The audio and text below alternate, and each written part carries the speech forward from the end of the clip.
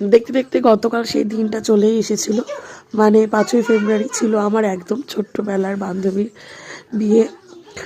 ছোটোবেলায় আমরা একসঙ্গে খেলা করতাম, আর বেশিরভাগ আমরা খেলতাম বর বউ, খেলনা বাটি এগুলো। তো সেই বর বউ খেলতে খেলতে আজকে আমারও বিয়ে হয়ে গিয়ে একটা সংসার হয়ে গেছে, ওরও একটা নতুন সংসারে নতুন পা দিল। মানে দুজনেই দুই বাড়ির বউমা। আর এই যে আমি আমার বিয়ের বেনারসিটা পরেছিলাম, কীরকম লাগছে আমাকে জানিও। তারপর বিয়ে শুরু হলো, এই যে সিঁদুর দান হলো, ওকে খুবই মিষ্টি লাগছিল দেখতে। আর হ্যাঁ, ওর শ্বশুরবাড়ির নিয়ম এরকম মেটে সিঁদুর পরার, তাই জন্য পড়েছে। ওরা কিন্তু হিন্দুস্তানি নয়, বাঙালি, কিন্তু ওটা ওদের নিয়ম।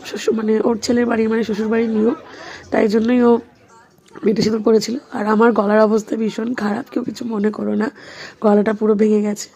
তারপর আমরা একটা রিলস বানাচ্ছিলাম বিয়েটি হয়ে যাওয়ার পর, আর এটা ছিল পরদিন সকালবেলা, মানে আজকে সকালবেলা ও যখন বিদায় নিচ্ছিল। খুবই খারাপ লাগছিলো যে এখন মা বাড়িতে গেলে চট করে ওর সঙ্গে দেখা হবে না। সেই ছোট্টবেলা থেকে আমাদের বন্ধুত্ব এখনও স্থায়ী আছে, আগামী দিনগুলোতেও থাকবে। আর ওকে অনেক অনেক কংগ্রাচুলেশন, নতুন জীবন অনেক ভালো থাকুক, সুখে কাটুক।